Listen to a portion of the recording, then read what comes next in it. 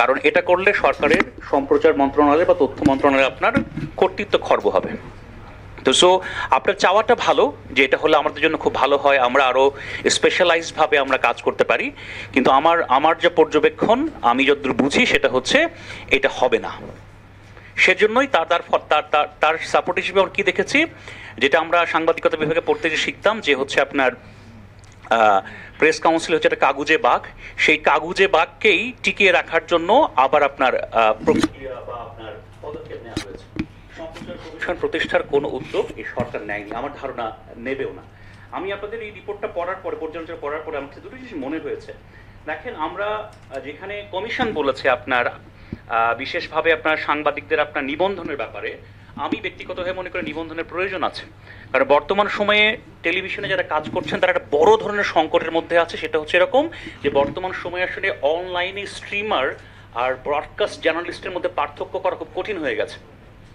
Social media যারা stream করে আধা ঘন্টা 1 ঘন্টা, বিভিন্ন জেলা শহরে যারা আপনার সরকারি অফিসে বিভিন্ন জায়গায় যে আধা ঘন্টা ফেসবুকে ইউটিউবে আপনার যারা আপনার স্ট্রিম করেন, তারা কিন্তু সাংবাদিকের জায়গাটা অলরেডি দখল করে নিয়েছে। আমার কাছে মনে হয় এই জায়গা থেকে বাঁচার জন্য নিবন্ধনের প্রক্রিয়া যাওয়াটা ভালো। ডেফিনেটলি অনেক সমস্যা হবে, কারণ সমস্যার থেকে বের হয়ে আপনি যখন কোনো কিছু সমাধানের পথে হাঁটবেন, সেটা কিন্তু সহজ নয়, কোনো অবস্থাতেই সহজ নয়। তো এই কার্যক্রমগুলোর মাঝে আমার কাছে, আমি যখন আপনার এই রিপোর্টটা পড়েছি, আপনাদের এই প্রতিবেদনটার সাথে আমি যখন কমিশনের রিপোর্টটা পড়েছি, কমিশনের রিপোর্ট পড়ার পরে আমার কাছে মনে হয়েছে যে আসলে দেখেন, আমি যে হতাশার মধ্যে আছি তার চাইতে মনে হয় সবচেয়ে বেশি হতাশায় আছেন হচ্ছে এই গণমাধ্যম কমিশনের 12 জন সদস্য। কারণ আমি ব্যক্তিগতভাবে মনে করি তারা যে পরিশ্রম করে কষ্ট করে এই কাজটা করেছেন, তার সবচেয়ে কম মূল্য হচ্ছে অন্যান্য কমিশনের তুলনায় এই কমিশনের।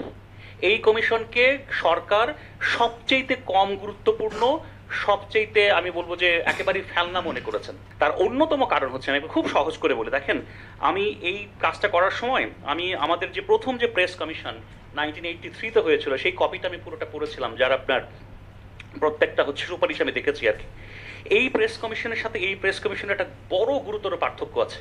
সেই পার্থক্যটা কি? সেই পার্থক্যটা হচ্ছে, যখন আপনার 1983 সালে কমিশনটা গঠিত হয়েছে, সেই কমিশন চেষ্টা করেছিল পাওয়ারফুল প্লেয়ার্সদের অ্যাকোমোডেট করতে। Who are the powerful players in our mass media landscape?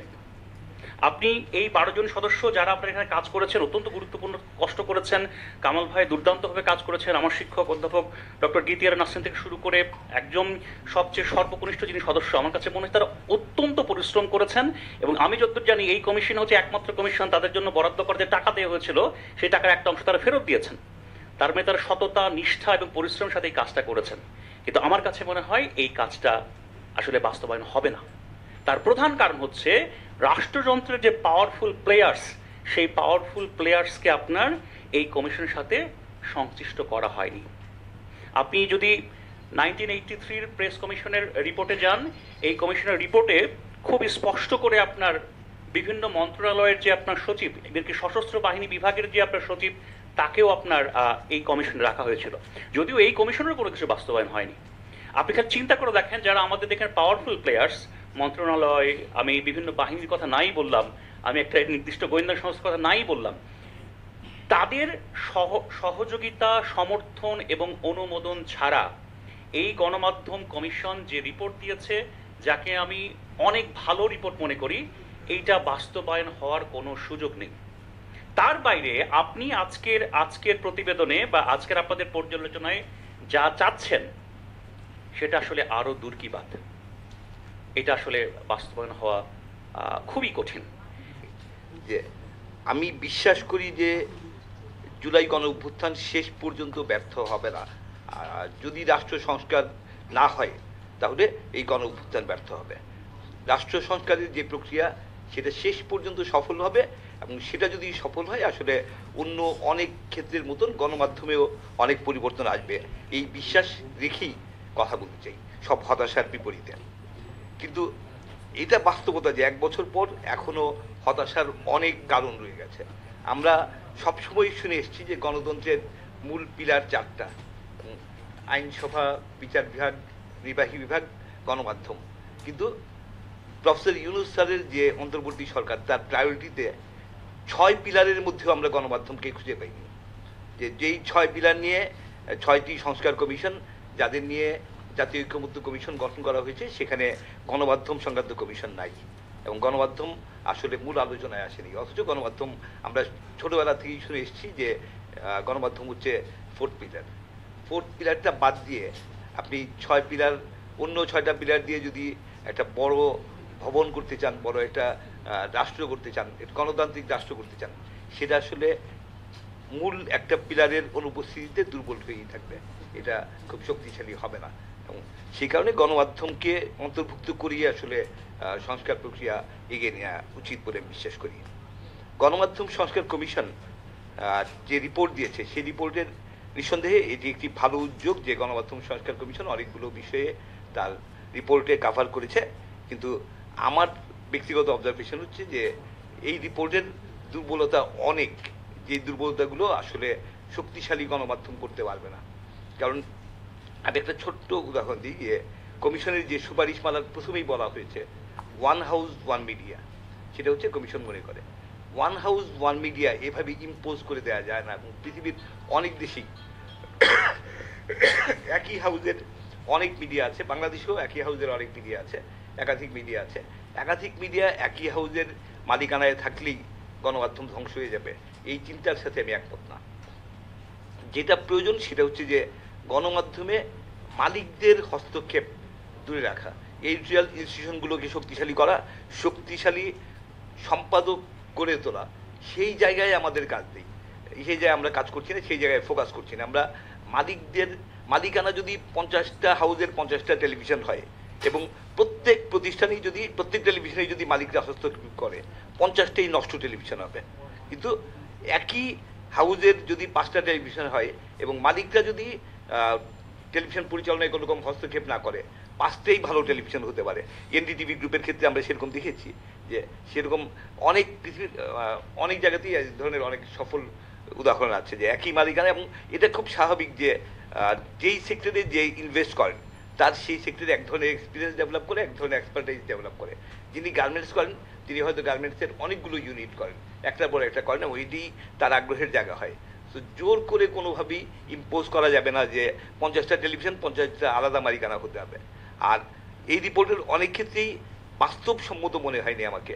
আমি যদি একজন ইনভেস্টর হই, আমি কেন আমি বাধ্য হবো, এটা আমার জাজমেন্টের উপর ডিপেন্ড করবে যে আমি শেয়ার ফ্লোট করবো কি করবো না, আমি পাবলিকলি ট্রেডেড কোম্পানি করবো নাকি আমি আমার সেলফ ওনারশিপে রাখবো, আমি ওনারশিপে এমপ্লয়ীদের ইনভলভমেন্ট আনবো কি আনবো না, এগুলো ইম্পোজ করে দিয়ে লিটারেলি আসলে সম্ভব না। মানে অনেক ক্ষেত্রে অবাস্তব চিন্তা করছি আমরা, অবাস্তব প্রস্তাব আসছে যেগুলো বাস্তবতায় সম্ভব না। যেই প্রতিষ্ঠানগুলি, যে কর্পোরেট হাউসগুলি একাধিক মিডিয়ার ওন করে, তাদের কাছ থেকে মিডিয়া কেড়ে নেওয়া কি আসলে বাস্তবসম্মত সম্ভব? মানে রিয়েলিস্টিক চিন্তা করতে হবে যে সেখান থেকে যেই জায়গায় আসলে আমরা পরিবর্তন আনলে আমাদের শক্তিশালী মিডিয়া করা সম্ভব। তো শক্তিশালী মিডিয়া করার জন্য আমি মনে করি প্রথম জিনিস হচ্ছে আমাদের সম্পাদকীয় প্রতিষ্ঠানকে অনেক বেশি শক্তিশালী করতে হবে এবং আসলেই ভালো সম্পাদক তৈরি করতে হবে। ভালো সম্পাদক তৈরি হলে তার ধারাবাহিকতায় ভালো সাংবাদিক তৈরি হবে। কিন্তু আমাদের বাস্তবতা হচ্ছে যে আমরা গত 15 বছর আমরা সাংবাদিকতাই করতে পারিনি। এর আগেও যে আমরা খুব ভালো সাংবাদিকতা করেছি সেটাও না, আমাদের অনেক ব্যর্থতা ছিল। সেই ব্যর্থতাগুলোকে মাথায় নিয়ে আমাদের এখন সত্যিকার অর্থে ভালো সাংবাদিক করতে হবে, ভালো সম্পাদক করতে হবে, সম্পাদকীয় প্রতিষ্ঠানের স্বাধীনতা নিশ্চিত করতে হবে এবং মালিকদের হস্তক্ষেপ থেকে গণমাধ্যমকে বাইরে রাখতে হবে। গণমাধ্যম বলতে আমরা শুধুমাত্রই সংবাদ মাধ্যমের কথা বলছি, সংবাদ মাধ্যমের বাইরেও যে গণমাধ্যমের আরেকটা অংশ যে বিনোদনমূলক গণমাধ্যমের বিষয়টা টোটালি মিসিং মনে হয়েছে আমাদের গণমাধ্যম কমিশনের রিপোর্টে।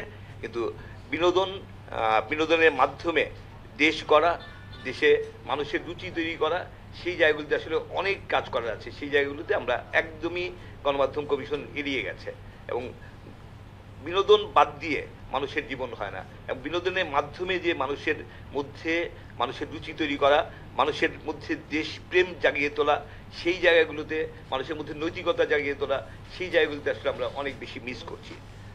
আর শেষ পর্যন্ত গণমাধ্যম প্রতিষ্ঠানগুলো সবই বাণিজ্যিক প্রতিষ্ঠান এবং টেকসই গণমাধ্যম যদি না করা যায়, সেই গণমাধ্যম আসলে মানুষকে, সাংবাদিকদের কাউকেই বেতন দিতে পারবে না ঠিক মতন। খুব দুঃখজনক হচ্ছে যে আমি গণমাধ্যমে কাজ করতে গিয়ে দেখছি, আমি মাঝে দীর্ঘ 5 বছর গণমাধ্যমের বাইরে ছিলাম। 5 বছর পরে আবার কয়েক মাসের জন্য গণমাধ্যমে কাজ করার সুযোগ পেয়েছিলাম। গত বছরের জুলাই থেকে কয়েক মাস কাজ করি, তারপরে আবার সরে যাই। তা সেই সময়টা আমি দেখেছি যে অনেক সাংবাদিক, খুবই ইয়াং সাংবাদিক, খুবই তরুণ, অনেক স্বপ্ন নিয়ে সাংবাদিকতা এসে মাসের পর মাস তারা আদৌ বেতন পাচ্ছে না। তাদের বলা হয়েছে যে তোমাদের নিয়োগ দেওয়া হবে 8,000 টাকা বেতনে, সেটাও 6 মাসের জন্য, প্রথমে পরে কনফার্ম করা হবে। 8,000 টাকাটা কবে শুরু হবে? তুমি আগে 2-3 মাস কাজ করবা, কাজ শিখবা, তারপর তোমার 8,000 টাকা করে তুমি বেতন পাবা। সেই 2-3 মাস 6 মাসেও শেষ হয়নি। তারপর যাদের শেষ হয়েছে, যারা 8,000 টাকা করে পাচ্ছিল, তাদের 8,000 টাকার পর্ব ছিল 6 মাসের, সেই 6 মাসের জায়গায় বছর পেরিয়ে যাচ্ছে, সেখানেও তারা সেই 8,000 টাকা থেকে আর 8,000 থেকে পরে 15 বা 17,000 যাওয়ার কথা সেটা যাচ্ছে না।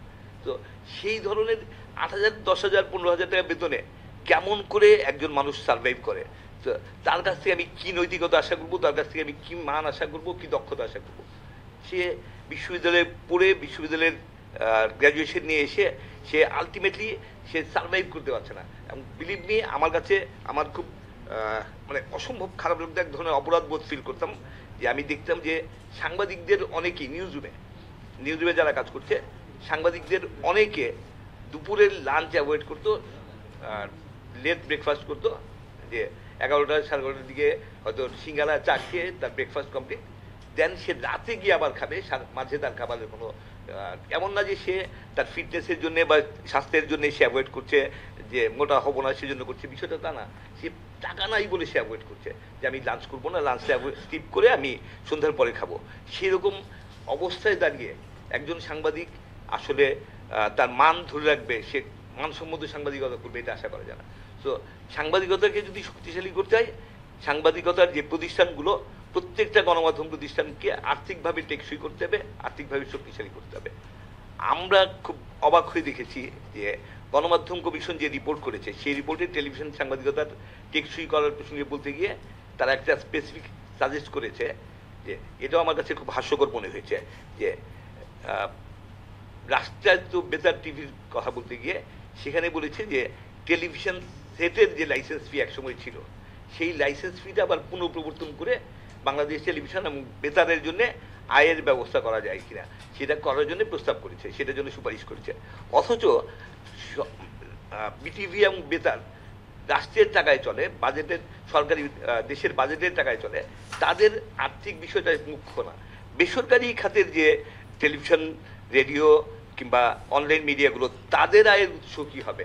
তাদের জন্য পে চ্যানেল বাধ্যতামূলক করা এবং ক্যাবেল অপারেটরদের কাছ থেকে তারা যাতে তাদের ন্যায্য হিস্সাটা পায়, সেই জায়গাটায় প্রপার জোর দেওয়া হয়নি। আসলে বলা হয়েছে কথাটা, কিন্তু যে ধরনের জোর দেওয়া উচিত ছিল সেটা নাই।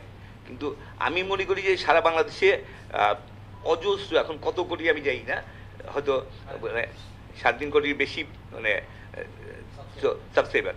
তো 3.5 কোটির বেশি সাবস্ক্রাইবার যদি হয়, আমরা যদি টেলিভিশন চ্যানেলগুলোর জন্য যে ক্যাবেল অপারেটররা যেহেতু সাবস্ক্রাইব করে সারা দেশে ডিস্ট্রিবিউট করছে, তো ক্যাবেল অপারেটররা যে টাকাটা নিচ্ছে সেখান থেকে এক একটা টেলিভিশনের জন্য, টেলিভিশন চ্যানেলের জন্য যদি আমরা 10 টাকা করেও কালেক্ট করি বা 5 টাকা করেও কালেক্ট করি, 3.5 কোটিতে 15 কোটি টাকা উঠে আসে। তো 1 টাকা করে যদি কালেক্ট করি আমরা, 3.5 কোটি টাকা উঠে আসে শুধু ক্যাবেল অপারেটরদের কাছ থেকে এক একটা টেলিভিশনের জন্য।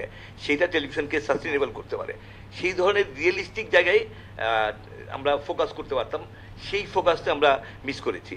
আরও অনেক বিষয়ে আমার অনেক অবজারভেশন ছিল, কিন্তু আমি বুঝতে পারছি সবারই অনেকেই কথা বলতে যাচ্ছেন, তো আমি লম্বা সময় নেব না, যেটুকু সময় নিয়েছি সেটার জন্য দুঃখিত। সবাই ভালো থাকুন।